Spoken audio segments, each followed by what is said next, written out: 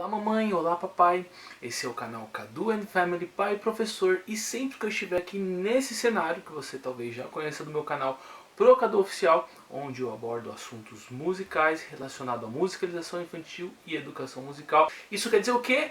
Que eu vou falar sobre leitura, sim, uma super dica de leitura para você papai, para você mamãe, se desenvolver mais e mais. O tema do nosso vídeo é 7 dicas dos dinamarqueses para a criação de filhos mais confiantes. É um tema super legal, né? E eu escrevi no meu blog já sobre isso, vou deixar o link aqui na descrição, você pode acompanhar o texto, comentar lá, comentar aqui no vídeo também.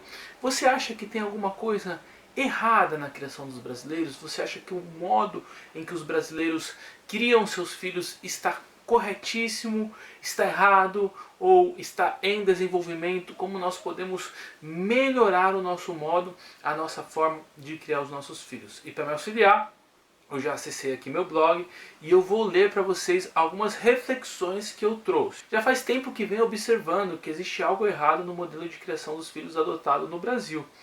É claro que isso não é uma regra e existem as exceções. Porém, as crianças brasileiras parecem estar cada vez mais mimadas, entre aspas. Então, buscando compreender um pouco mais de outros universos, eu encontrei esse livro e confesso que me apaixonei. É da autora Jessica Jolie Alexander e Iben Dissim Sandal. Uma coisa é certa. Quando a gente lê livros de criações de outras culturas, modelos de criação de filho, modelos de desenvolvimento pessoal, é muito importante a gente entender o contexto. A sociedade dinamarquesa vive de uma forma, de uma maneira, que é muito fácil aplicar tudo isso que está no livro. Agora, como a gente tira algumas lições deste livro para aplicar no contexto brasileiro, né? Então eu sempre fico muito empolgado quando eu leio um livro, quando eu conheço formas de criação de outras culturas, mas quando eu tento colocar em prática, eu me deparo com uma grande dificuldade. Esse é o grande desafio e eu separei esses 7 tópicos, essas 7 dicas para ajudar você, pai e professor, no desenvolvimento do seu filho, no desenvolvimento da sua criança. Só para termos uma ideia, olha só, apesar da Dinamarca ter baixas temperaturas, é um país realmente frio, as relações humanas e a socialização são profundas e calorosas desde a infância. Ou seja, eles têm essa preocupação com a socialização, não só com a família, primeiras fases do bebê, mas também na socialização como um todo. Então, os dinamarqueses eles têm muito hábito de conviver em grupo, eles têm clubes, clube de xadrez, clube de futebol, clube de poesia, clube de pintura, onde a socialização ela está inserida na forma de criar os filhos e também depois na vida adulta. Então, contar um com o outro. Só para termos uma ideia da importância dos vínculos afetivos, sociais e familiares, segundo o site Infomoney, a licença maternidade na Dinamarca corresponde a um total de 18 semanas, sendo 4 antes do parto e 14 depois do nascimento do bebê. Além disso, pai e mãe têm direito de tirar 32 semanas divididas de maneira que acharem mais conveniente, ou seja, eles têm essas 32 semanas, eles podem dividir, a mãe fica 15 e o pai fica 17 semanas com a criança, enfim. Então a criança vai ter ali um convívio grande, com os pais, essa vivência afetiva desde muito cedo, né? Lembrando que aqui no Brasil, depois de 4 meses, normalmente a criança já vai para a creche ou fica com a vovó, que também é muito legal, mas são modelos diferentes. Além disso, caso a criança ou um dos pais adoeça, eles têm direito de mais 14 semanas com a criança. Então os laços afetivos, os vínculos familiares são criados mesmo desde cedo. Como eu disse, é muito difícil aplicar algumas ideias presentes no livro, então eles conseguem fazer, farão com muito mais excelência do que nós, algumas coisas. Porém, para facilitar, para tentar contextualizar, eu separei 7 dicas infalíveis que nós podemos mudar a nossa mentalidade.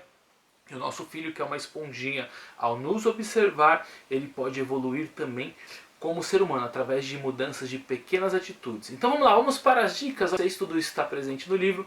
Leia a obra inteira, leia a obra completa, que vale super a pena. Mas essas dicas, se você anotar e começar a colocar em prática, eu tenho certeza que vai ser bem útil e pode fazer muito sentido para você. Então, dica número 1, preste atenção na sua negatividade. Preste atenção na sua negatividade. Nós tendemos a ser negativos às vezes sem perceber. Fique ligado em seus padrões de pensamento negativo. Procure detectá-los e descobrir com que frequência recorre ao pensamento no julgamento de uma situação. Tente, como exercício, bolar maneiras diferentes de enxergar as coisas que te aborrecem, tais como medos e preocupações. Procure manter um pouco de distanciamento para buscar uma compreensão diferente das coisas ou uma forma de se concentrar em um aspecto positivo. Então assim, a gente vive cheio de preocupação e às vezes a gente começa a gritar com nossos filhos sem precisar, simplesmente porque a gente está com a preocupação com uma conta ou um estresse que a gente viveu no trabalho e trouxe para casa. Então é importante a gente criar um distanciamento, prestar atenção na nossa negatividade. Quanto eu estou estressado pela minha própria negatividade e o quanto o meu filho está me estressando. Então a gente criar esse distanciamento entre essas situações e tentar ver o lado bom, por exemplo, né? Então se é um problema financeiro que você não está conseguindo sair muito com seu filho no shopping, no cinema, então de repente esse é o momento de você ficar mais junto dele em casa, de fazer leituras para ele, buscar alternativas que não envolvam o gasto financeiro, por exemplo, e assim você cria situações mais leves dentro de um problema, desassociando a criança daquele problema. Esse menino me trouxe gasto, eu tenho que levar ele para sair toda hora. Não, peraí. De repente você pode mudar o seu mindset, ao invés de levar para sair, fazer mais coisas dentro de casa, ao invés de ir no shopping, num parque. Então criar esse distanciamento, buscar estratégias e afastar-se imediatamente da negatividade. Dica número 2, reenquadramento. Essa dica eu achei fantástica, pessoal. Vou ler o que o livro diz. Pense até que ponto suas ideias são realistas e experimente uma nova formulação delas. Pense nas seguintes frases: estou gordo e nunca tenho tempo para me exercitar.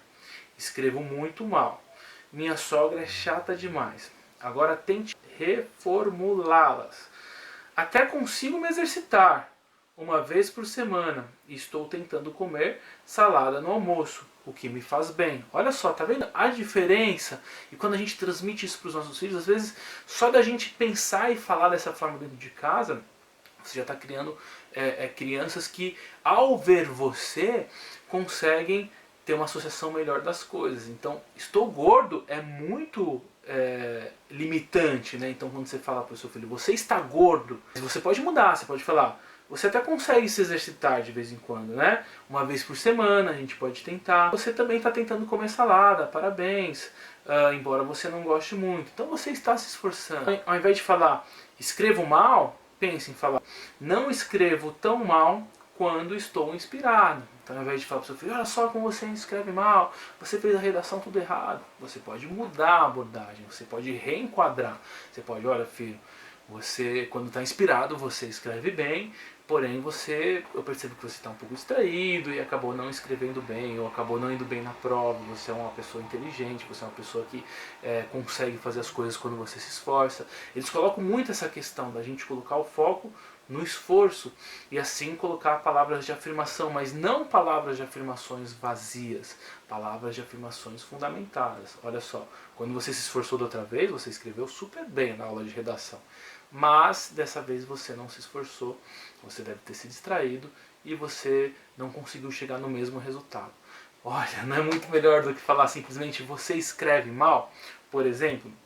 Olha só, ao invés de falar minha sogra é chata e sua atitude como pai, e o seu filho está sempre te observando. Ao invés de falar minha sogra é chata, pensa, adoro minha sogra. Apesar de nossas diferenças, ela é uma excelente avó. Então se o seu filho te escuta falando isso, por exemplo, para sua esposa, ele vai aprender a não julgar as pessoas e não catalogar as pessoas, falar ela é chata e pronto. Não, peraí, eu tenho diferenças com ela, mas ela faz muitas coisas boas, ela tem muita coisa positiva que me faz bem, que beneficia a mim mesmo e que também eu aprendo e que eu evoluo. Olha que legal, pessoal, essa prática do reenquadramento é fantástico. Eles falam muito no livro a questão de não falar mal de ninguém perto da criança. Falar da tia chata no Natal ou da tia chata no Ano Novo. Ao invés disso, você fala, olha só, aquela tia Ela não te tratou muito bem, mas será que ela está num dia bom? O que será que aconteceu com ela? Olha, lembra que ela bateu o carro semana passada? Então ela deve estar um pouquinho chateada. Olha a diferença. Ah, seu priminho não quis dividir com você o brinquedo? Ah, será que é porque ele estava esperando o ano inteiro o Papai Noel trazer? Então você reenquadra a situação e você cria habilidades emocionais para o seu filho conseguir ver as coisas de um aspecto, de uma órbita diferente. Muito legal, né? Então pratique o reenquadramento. Vamos para a dica número 3. Use menos linguagem limitadora. Tem uma conexão, né? Então use menos linguagem limitadora. Tem uma conexão com o reenquadramento. Experimente eliminar o preto no branco. Lembra do reenquadramento? Odeio isso, adoro aquilo, eu sempre, eu nunca, eu tenho que, não tenho que, eu sou assim, ela é assada. Então, elimine você pai do seu vocabulário e consequentemente o seu filho será mais saudável emocionalmente. A linguagem limitadora deixa pouca margem de manobra e só enxerga as coisas de um ângulo pessoal. Tente usar uma linguagem menos severa e mais neutra. Julgando menos e aceitando mais, você verá que ocorrerão menos disputa de poder com seus filhos e parceiro. Então, use menos linguagem limitadora. Dica número 4. Separe os atos dos indivíduos. Em vez de dizer ela é preguiçosa ou ele é agressivo, tenta enxergar essas questões como algo externo e não inato. Ao invés de falar ela é preguiçosa, observa que ela se deixa levar pela preguiça. Ele tem momentos de agressividade, é diferente de ele é agressivo. A comunicação do casal, quando vai falar do filho, não rotular, ah, ele é agressivo. Não, observa que ele tem momentos de agressividade. Mas qual é o reenquadramento? Por que ele está tendo esses momentos de agressividade? Será que é porque ele ficou dodói, não conseguiu acompanhar a aula e agora ele está nervoso? Porque ele está sem vir à escola durante 3 dias e não está conseguindo acompanhar a turma? Então, separe os atos dos indivíduos. Tudo tem um porquê. Encontre. Isso vai deixar o seu filho, o seu aluno, muito mais saudável emocionalmente. Número 5. Reescreva o roteiro da criança em termos mais delicados. Faça uma lista das qualidades e dos comportamentos mais negativos de seu filho e formule-os em forma de frase. Lembra, quando a gente escreve, a gente visualiza muito melhor. Por exemplo, ela não é muito de estudar. Acho que ela tem déficit de atenção. Ela é tão teimosa. Em seguida, tente reescrever isso identificando a fonte desses comportamentos, ou seja, a origem.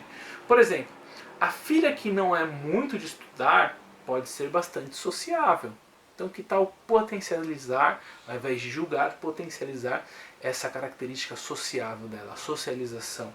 A filha que supostamente tem transtorno de déficit de atenção, ao invés de você catalogar ela como uma desatenta ou como uma pessoa com déficit, já diagnosticar, né? Quantas vezes a gente faz isso, diagnosticar sem ser profissional. Ao invés disso, de repente ela é uma grande baterista que coloca energia ali no instrumento musical, essa energia em prática numa ginástica, num esporte. Por que não? A criança teimosa talvez seja uma vencedora que não desiste nunca. Olha que legal, porque ela está sempre persistindo e está sempre tentando. Então, de repente, o foco está na persistência e não na teimosia. Bacana, né? 6. Dica número 6. Use linguagem de apoio. Sempre. Tá? Auxilie seu filho com linguagem de apoio em substituição à linguagem limitadora. Faça perguntas que os ajudem a identificar as emoções por trás dos atos. Porque além de você reenquadrar, além de você entender, é importante que seu filho entenda também. Isso vem através de perguntas. Ajude-os a identificar as próprias intenções e as intenções alheias, de modo a aprender a sair de situações complicadas, né? Filho, observo que hoje você está um pouco irritado. Por quê? Né? Ao invés de bater de frente com a irritação. Ah, papai, o meu amiguinho não quis emprestar o brinquedo hoje na escola. Ok, filho, mas você lembra que na festa do Juquinha ele deixou você usar o brinquedo a festa inteira? De repente hoje ele não estava muito afim de emprestar. Não tem vezes que você também não tem vontade de emprestar para o seu primo? por exemplo. Então você deixa a criança também compreender e dar um protagonismo para ela pensar e chegar às respostas necessárias para situações, que são situações do cotidiano, né? Que são situações que precisam ser vividas. 7! Deixa eu soltar o celular aqui para fazer o 7. O blog me ajuda muito a me localizar e tá tudo escrito, vou deixar o link na descrição. Não esqueça de seguir também Kadu and Family no Instagram, você coloca @pai e professor, você acompanha tudo em tempo real, muita coisa bacana, tá bom? Vamos lá. Use o humor, isso é muito legal, é muito importante, pessoal. Sem bom humor, sabe que a vida fica muito chata. Crie um laço com seu filho e com humor. Torne os problemas mais leves, ajudando-o a criar distanciamento em relação às coisas. Só tenha cuidado de não negar os sentimentos ou experiência real da criança. Então ri de si mesmo, sabe? Se a criança vê que quando você cai, você levanta, você dá risada, quando ela cair, provavelmente ela vai fazer a mesma coisa. Claro, tome cuidado, não vai rir do seu filho que caiu, você precisa entender o sentimento dele. Pergunte se está tudo bem e depois você pode rir dessa situação. Então rir de si mesmo, a criança aprende com nós, pais, né? Fica a dica aí desse livro, em breve eu falarei mais sobre ele, farei mais vídeo sobre esse livro. Um vídeo é muito pouco, acaba ficando muito longo. Hoje eu quis trazer essas 7 dicas que para mim são fantásticas. O que você tem feito para melhorar como pai? Vamos fazer desse canal um grande fórum de pais realmente preocupados com a criação de seus filhos. Vamos juntos nessa criar seres humanos fantásticos para esse mundo que merece. Nos vemos no próximo vídeo. Inscreva-se e compartilhe. Beijo!